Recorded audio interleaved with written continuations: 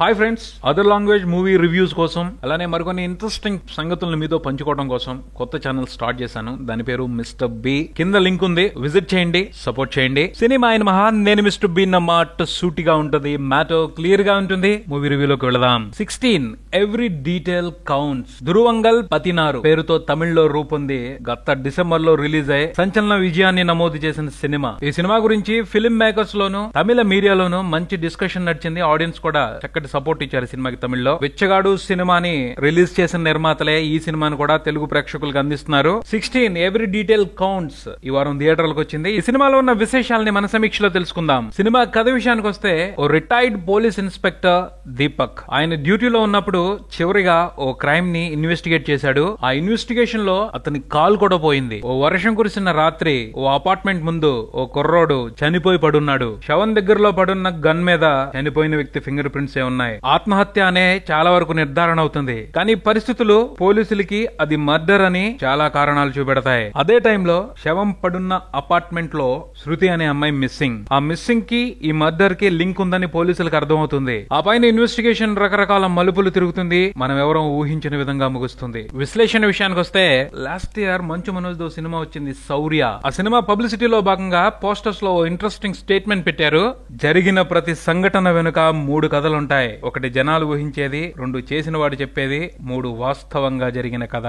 ఆ స్టేట్మెంట్ కి perfect cinema ఈ 16. నిజంగా ఈ కథలో ఊహలు ఒక రకంగా ఉంటాయి, సాక్ష్యాలు వేరే కథ చెప్తా ఉంటాయి, వాస్తవంగా జరిగింది వేరు. తమిళ క్రిటిక్స్ ఈ సినిమాని neo Nair mystery crime thriller అని పిలుచుకున్నారు. నియో నాయర్ అంటే సరికొత్త బ్లాక్, బ్లాక్ అంటే సినిమా భాషలో క్రైమ్ అని. ఆ పైన సినిమాలో మంచి మిస్టరీ ఉంది. ఆ మిస్టరీని తెలుసుకునే క్రమంలో థ్రిల్లింగ్ కూడా ఫీల్ అవుతాం.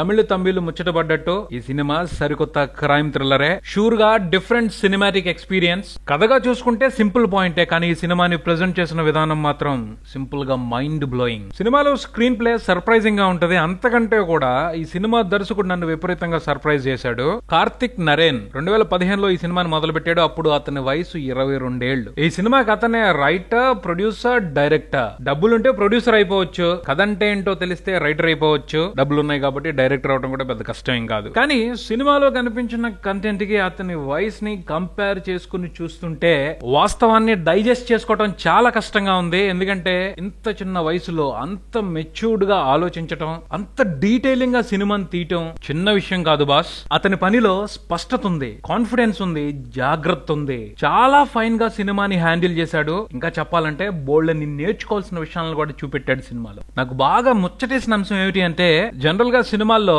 మెయిన్ లీడ్ క్యారెక్టర్స్ కాకుండా వెనక కనిపించే ఆర్టిస్టులు అందరూ ఏదో ఊరికి అటు ఇటు తిరుగుతున్నట్టు ఉంటారు. వాళ్లతో కూడా యాక్షన్ చేపిస్తూ సీన్స్ లో లైవ్లీ అట్మాస్ఫియర్ ని క్రియేట్ చేశాడు. ఈ మ్యాటర్ చాలా రేర్ గా కనిపిస్తా ఉంటది మన రెగ్యులర్ సినిమాల్లో. ఈ ఎగ్జాంపుల్ తోనే అర్థం చేసుకోవచ్చు కార్తిక్ నరేన్ తను చేసే పని గురించి ఎంత క్లారిటీతో ఉన్నాడో అని. ఆ డీటెయిల్స్ అనే కాదు, సినిమాని ఎక్స్ట్రాడినరీగా చెప్పాడు. షూర్ గా ఇది డైరెక్టర్ మూవీ. తన తెలివితేటలతో ఇంట్రెస్టింగ్ గా స్క్రీన్ ప్లే ని రన్ చేస్తూ ఆడియన్స్ ని అక్కడక్కడ టీజ్ చేస్తూ చివరికి ఊహించిన విధంగా సర్ప్రైజ్ చేస్తాడు. క్రైమ్ థ్రిల్లర్ కాబట్టి సినిమాలో నేరం ఎవడు చేశాడు అనే దానికి సంబంధించి ప్రతి క్యారెక్టర్ ని మనం గెస్ చేసేలా చేస్తాడు. వీడు చేశాడేమో, వాడు చేశాడేమో, అలా ఆడియన్స్ తో గేమ్ మొదలు పెడతాడు. సినిమా అంతా డైరెక్టర్ కి మనకి మధ్య గేమ్ నడుస్తుంది. చివరికి ఊహించని విషయాలతో అతను గెలిచి ఆడియన్స్ ని థ్రిల్ చేస్తాడు. అలానే ఇంకొక వండర్ఫుల్ విషయం ఏంటంటే, ఈ సినిమాలో నా కథకి నేను హీరోని కావచ్చు, కానీ ఇంకొకటి కథలో నేను విలన్ అవ్వచ్చు. కథలో ఇంపార్టెన్స్ ఉన్న ప్రతి క్యారెక్టర్ ఓ యాంగిల్లో మంచిగాను, మరో యాంగిల్లో చెడుగాను కనిపిస్తుంది. ఈ వ్యవహారాన్ని కూడా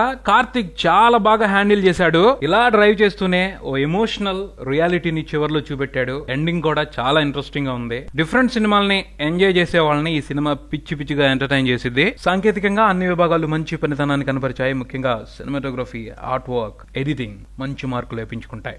నటీనటుల అభినయం విషయానికి వస్తే, రెహమాన్ ఒకప్పుడు ఎప్పుడో హీరోగా చేశారు. ఈ మధ్యన క్యారెక్టర్ ఆర్టిస్ట్ గా కనిపిస్తున్నారు, కానీ గుర్తు పెట్టుకునే పాత్రలు అయితే పట్టలేదనే చెప్పుకోవాలి. కానీ ఈ సినిమా నటుడిగా ఆయన కెరియర్ లో ఓ మర్చిపోలేని మైలురాయిగా నిలిచిపోతుందని చెప్పొచ్చు. చాలా బాగా చేశారు. ఆయన కాకుండా సినిమాలో కనిపించిన మిగతా నటీనటులందరూ కూడా వారి పాత్రలు తగ్గట్టు బాగా బాగానే చేశారు. మొత్తంగా ఈ 16 ఎవరీ డీటెయిల్ కౌంట్స్ మూవీ గురించి చెప్పుకోవాలి అంటే థ్రిల్లర్స్ ని డిఫరెంట్ గా ఉండే సినిమాలని ఇష్టపడే వారికి సినిమా బాగా నచ్చుతుంది. కొత్తగా ఫిల్మ్ మేకింగ్ వైపుకు వస్తున్న వాళ్ళకి ఈ సినిమా ఓ మంచి lesson. Young Telugu film makers కి ఓ విన్నపం. చిన్న కుర్రోళ్ళు తమిళ్లో వండర్స్ చేస్తున్నారు, మనమెందుకు అలా అద్భుతాలు చేయలేకపోతున్నామో ఒక్కసారి ఆలోచించుకోండి. ప్రేక్షకుల ఆసక్తిని బట్టి సినిమాలు తీయాలని చూడొద్దు, కొత్తగా సినిమాలు చేయండి, వాటి మీద ప్రేక్షకుల ఆసక్తి పెంచుకుంటారు. 16 ఎవరీ డీటెయిల్ కౌంట్స్ మూవీకి నా రేటింగ్ 3.5 అవుట్ ఆఫ్ 5. మరో రివ్యూతో మళ్ళీ కలుద్దాం. Subscribe and keep watching Maruti talkies. For me Mr B.